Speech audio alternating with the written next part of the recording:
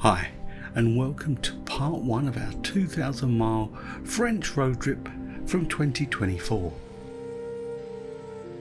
Let's look at what we're covering on this part. From the Eurostar, our first stop is Provins in the Île-de-France region. A large chunk of this journey is Autoroute. Rather than the full 7 hours and 297 miles, I'll compress that, focusing on the tolls, the changing weather and charging stops.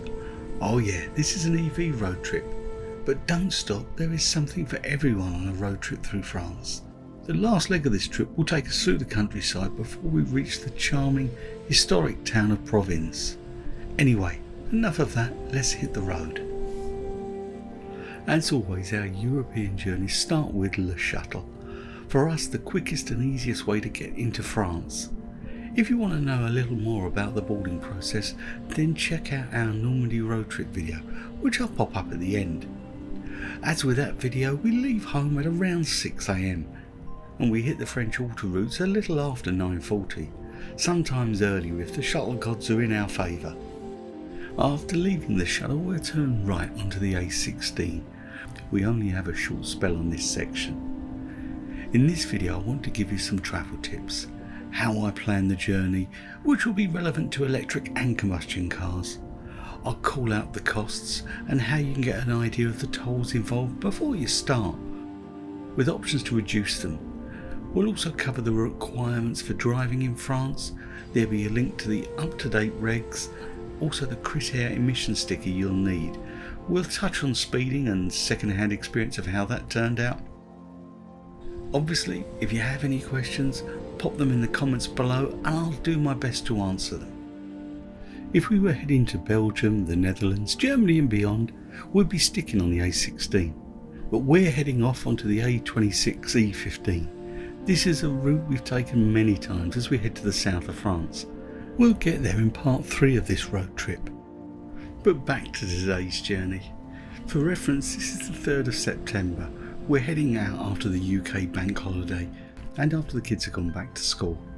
Today's route will be 297 miles and our plan is to arrive at Provins by 2 PM as we're only there for one night and want to explore. That 270 miles is going to need at least one charge to get to Provins, but we're probably going to take a second charge so we can leave tomorrow with a decent range under our belt. Anyway, we now arrive at our first toll of the trip, and it's just a matter of avoiding damaging the wheels and collecting the ticket as Janice hangs out of the left hand side of the car. It's during this moment that I decide it's probably worth a Telepeage. It's a little radio transmitter that lets you zip through the lanes with the T above them. Perhaps zip is the wrong word because you still have to slow for a barrier. So try to make sure you don't get into the lane with the T above it if you don't have one, because I guess you're not going to be too popular. You don't get a discount with a tag, but it does make life easier. However, convenience comes at a cost.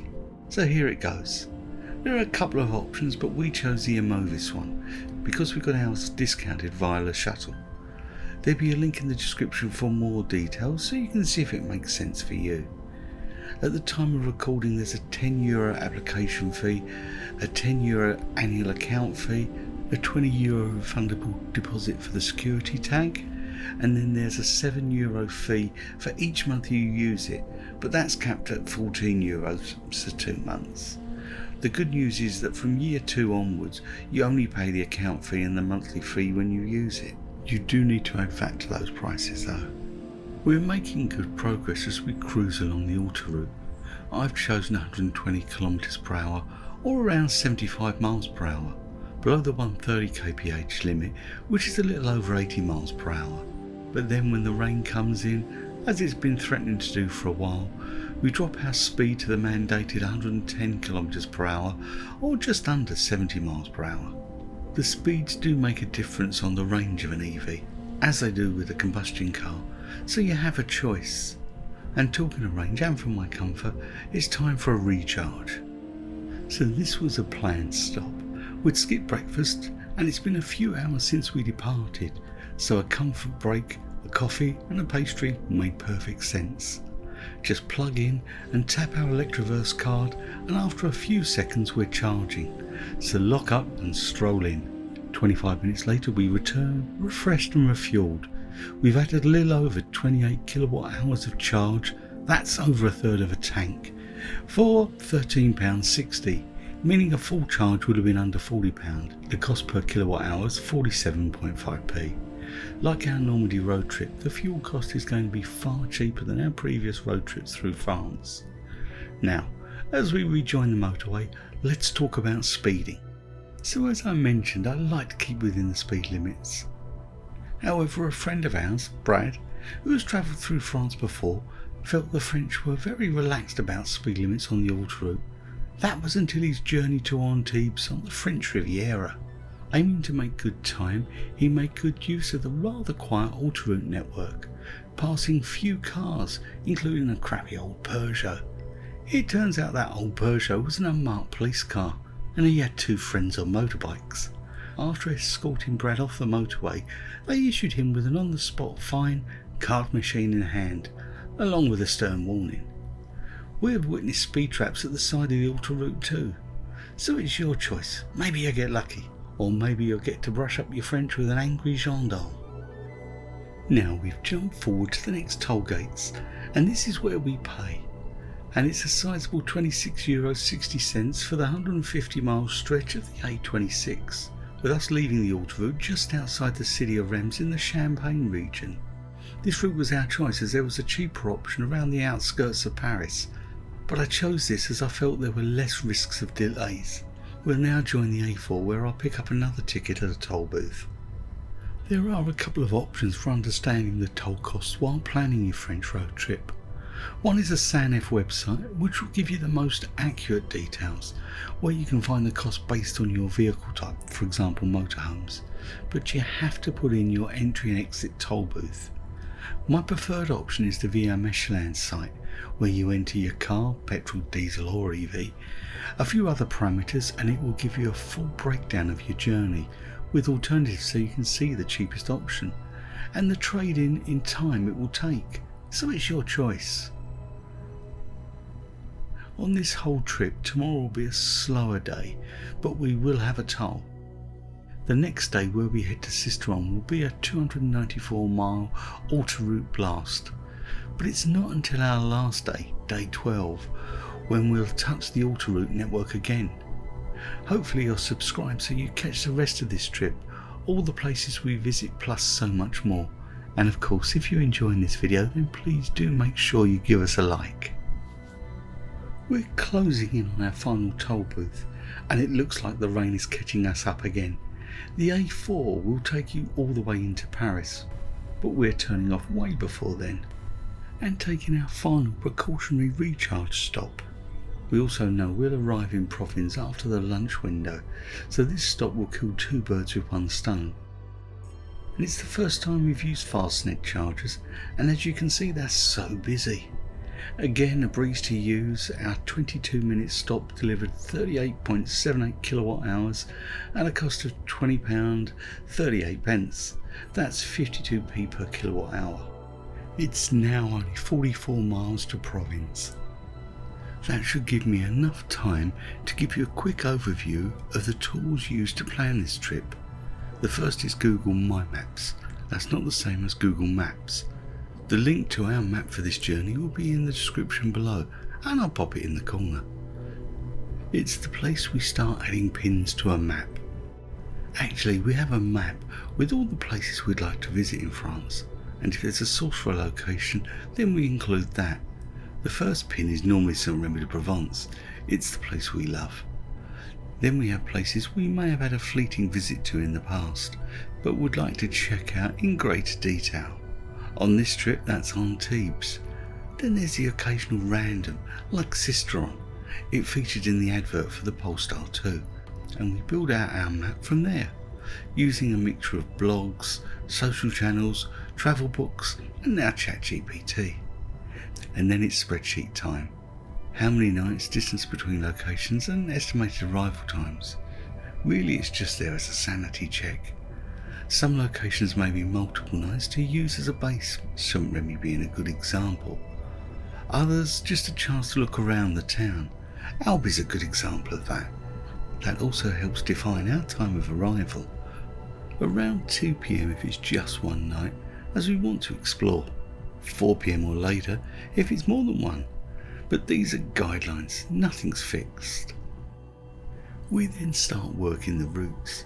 It's normally either a quick route, like this one, or a nice scenic one, like the ones we'll be taking from Sisteron to Antibes. And then there's some hybrid ones, like tomorrow, where we pick up a little of the Autoroute before touring. If it's a quick route, then as mentioned, Via Michelin is good.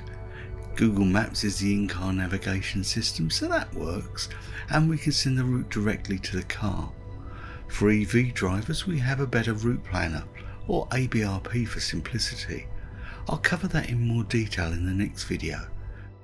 For the scenic sections, then again Via Michelin's good. However, today we now use AI more and more. A simple prompt in ChatGPT like, provide the most scenic route between Provins and Saumur-en-Auxois, with historic towns and pretty villages en route, then hit return. We fine tune the results as we go. Don't forget to add the pins you may have in your map, and you have the start to an exciting French road trip. There'll be more detail on the planning in the next video. Now let's get back to today, and we're closing in on Provins. Since leaving the A4, we've been on D roads, or route départementale, roads managed by the local government. This is useful to know because we're making good progress at 80 km/h. That's around 50 miles per hour. Some of the smaller routes that we'll take later in this trip will be much slower. My point is mileage, especially on D roads, can take hugely different times to cover, so make sure you factor that in. Use street views where you can to check out the routes you plan to use. This is Provins, and we're making our way to the medieval part. We've chosen a hotel in this area. We have used Street View to check out access, so there should be no surprises. I have written a post on planning a French road trip with an EV on our blog. I'll pop that link in the corner as well as in the description, which includes that screen grab, plus tons of useful information. The accommodation is meant to have EV charging, but it's available on a first come first served basis. Okay, so we have now arrived at Port Saint-Jean, or St John's Gate, and our first impressions are wow. I know the hotel's not far from here. It's a shame for those grey skies, but I still think I've driven onto a movie set and someone's going to get mad at me. Provins is one of those places that we pinned on our map, a UNESCO town that for this trip fitted perfectly with our planning. The right distance from Calais to mean that we would arrive in plenty of time, even if we had a delay or hiccup on the way. We didn't, and we made it in pretty good time, just as planned and as predicted in that spreadsheet. We've arrived here just before 1 PM on a Tuesday, a little too early to check in, but we can get parked up and set off to explore the town.